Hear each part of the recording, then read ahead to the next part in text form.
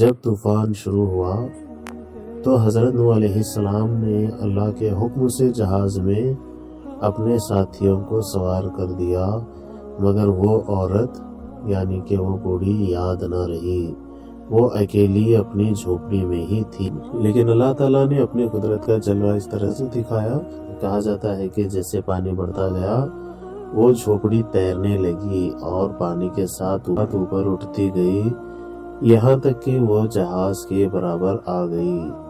حضرت نوح علیہ السلام نے دور سے دیکھا تو کہا سبحان اللہ، یہ اللہ کی رحمت ہے۔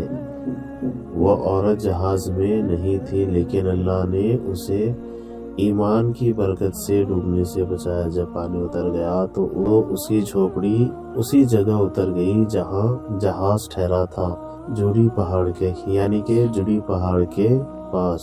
اس واقعے نے نوح علیہ السلام کے دل کو رلا دیا۔ انہوں نے فوراً سجدہ کرتے ہوئے کہا، اے میرے رب، تو رحم کرنے والوں میں سے ہے، بڑا رحم کرنے والا ہے۔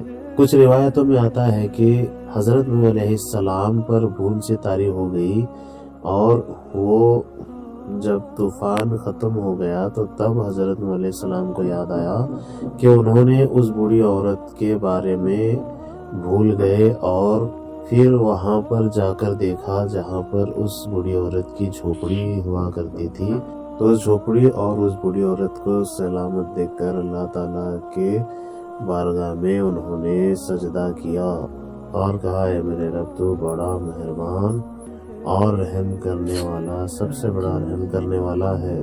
کہا جاتا ہے کہ ساری انسانیت اس وقت حضرت نوح علیہ السلام کی اولاد سے چلی، اس لیے انہیں آدم ثانی کہا جاتا ہے، یعنی کہ دوسرے آدم کہا جاتا ہے۔ اب یہاں سے پوری زمین پر کوئی انسان باقی نہیں رہا، صرف نوح علیہ السلام کے ان کے ساتھ کچھ مومن لوگ اور جانور تھے۔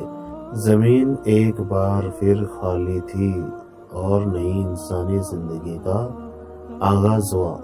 کچھ روایتوں میں ہیں جتنے لوگ حضرت نوح علیہ السلام کے ساتھ سوار تھے کشتی میں، ان کی تعداد کل 80 تھی، اور وہی لوگ اس دنیا میں باقی رہے۔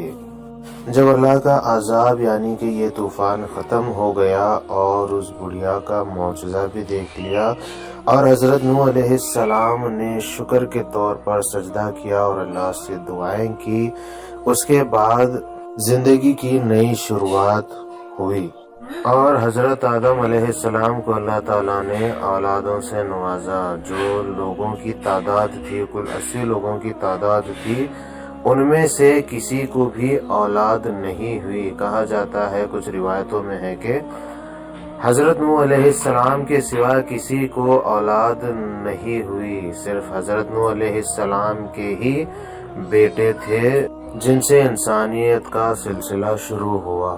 تو اس طرح سے حضرت نوح علیہ السلام کے دور میں اس دنیا کی نئی شروعات ہوئی۔ حضرت نوح علیہ السلام نے اپنے بیٹوں سے کہا، اب تم سب لوگ الگ الگ علاقوں میں جا کر بسو اور انصاف اور نیکی سے زندگی گزارو۔ ان کے 3 بیٹے سام اور حام یافیس، سام جن کی نسل سے عرب، فارس اور روم کے لوگوں میں پیدا ہوئے، حام جن کی نسل سے افریقی اور مصری لوگ ہوئے، یافیس جن کی نسل میں سے روس اور ترک، چین اور یوروپ کے لوگ بنے، یعنی آج کے تمام انسان انہی 3 بیٹوں کی اولادوں میں سے ہیں۔ اسی لیے حضرت نوح علیہ السلام کو آدم ثانی یعنی کہ دوسرے آدم کہا جاتا ہے۔ حضرت نوح علیہ السلام کے ساتھیوں نے ایمانداری سے زندگی اور سادگی سے گزاری، لیکن وقت بیتنے کے ساتھ لوگوں میں پھر دنیاوی محبت اور شیطان کا اثر آنے لگا۔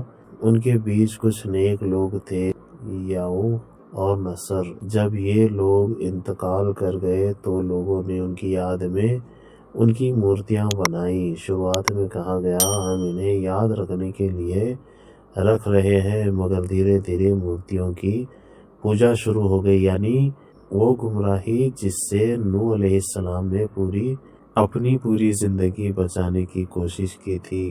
جب نوح علیہ السلام نے دیکھا کہ انسان پھر سے وہی غلطی کر رہا ہے تو ان کا دل ٹوٹ گیا۔ انہوں نے اپنے رب سے دعا کی، اے میرے اللہ، میں نے اپنی قوم کو دن رات بلایا، پھر انہوں نے میری بات نہ مانی، اگر تو رحمت نہ کرے تو یہ گمراہ ہو جائیں گے۔ اللہ تعالیٰ نے انہیں تسلی دی، اے نوح، اگر تیری قوم پھر بھٹک بھی جائے تو غم مت کر، اب میں نے ہدایت کا سلسلہ تجھ سے آگے بڑھانا طے کیا ہے۔ اور یہی سلسلہ بعد میں حضرت ہود علیہ السلام، صالح علیہ السلام اور ابراہیم علیہ السلام اور آخر ہمارے نبی علیہ السلام تک چلا۔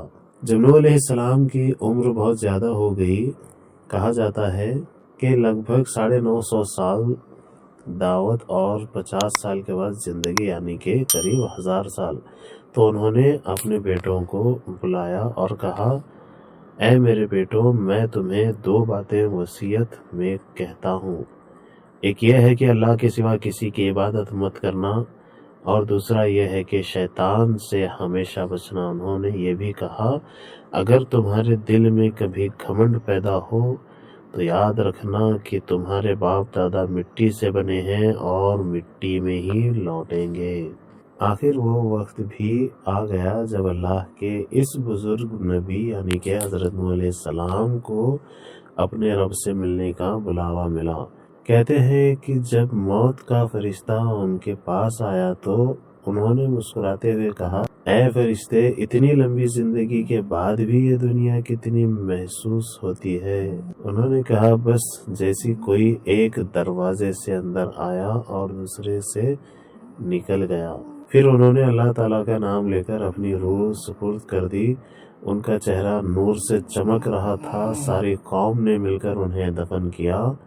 کہا جاتا ہے کہ ان کا مزار ماؤنٹ جوڈی کے پاس یا کوفہ یعنی کہ عراق کے علاقے میں ہے۔ اب یہ تو اللہ ہی بہتر جانتا ہے۔ حضرت نوح علیہ السلام کے بعد اولاد نے ایمان اور توحید کا پیغام آگے پہنچایا۔ ان کی زندگی ہمیں یہ سبق دیتی ہے کہ سچائی کے راستے میں صبر کرنا ہی اصلی کامیابی ہے۔ پوری دنیا خلاف کھڑے رہے تب بھی حق کا ساتھ چھوڑنا نہیں چاہیے، اور اللہ تعالیٰ اپنے نیک بندوں کو کبھی ضائع نہیں کرتا۔ حضرت نوح علیہ السلام نے 950 سال تک صبر کیا، کبھی تھکے نہیں، کبھی ہار نہیں مانی، ہر مصیبت میں اللہ پر بھروسہ رکھا، اپنے دشمنوں کے لیے بھی رحمت مانگی، آخر تک یقین رکھا کہ اللہ کا وعدہ حق ہے۔ حضرت نوح علیہ السلام کی زندگی انسانیت کے لیے ایک آئینہ ہے۔ انہوں نے ہمیں سکھایا کہ اگر پوری دنیا گمراہ ہو جائے تو ایک ایمان والا اپنے رب پر بھروسہ رکھے، کیونکہ رحمت کا دروازہ صرف اللہ ہی کے پاس ہے۔ حضرت نوح علیہ السلام کی زندگی کا پورا واقعہ ختم ہوتا ہے، تو ہم آگے کے ویڈیو میں ان کے بعد کون سے نبی آئے، ان کا نام کیا تھا، اگر آپ جانتے ہیں تو کمنٹ میں ضرور بتائیے گا۔ ہم انشاءاللہ ان کے بارے میں اگلے ویڈیو میں بتائیں گے کہ کون سے نبی تھے اور ان کا کیا واقعہ تھا، ان کی پوری زندگی کی کہانی ہم سنائیں گے انشاءاللہ تعالی، اور جو بھی سچائی ہے وہی بیان کریں گے، جو بھی ان سے صحیح معلومات ہے وہی اس ویڈیو میں ہم بتائیں گے۔ تو حضرت نوح علیہ السلام کے واقعے کا ایک تیسرا پارٹ آپ کو اچھا لگا ہو تو ویڈیو کو لائک کریں اور دوستوں میں شیئر کریں، اور چینل پہ نئے ہیں تو سبسکرائب کریں، اور اگر آپ کا کوئی سوال ہے تو ہمیں کمنٹ کر سکتے ہیں۔ اگر آپ نے پہلا اور دوسرا پارٹ نہیں دیکھا ہے تو کمنٹ یا ڈسکرپشن میں آپ کو اس کا لنک ملے گا، وہاں پہ جا کے آپ شروعات سے دیکھ سکتے ہیں۔ انشاءاللہ ملیں گے اگلے ویڈیو میں، ابھی کے لیے اللہ حافظ، شب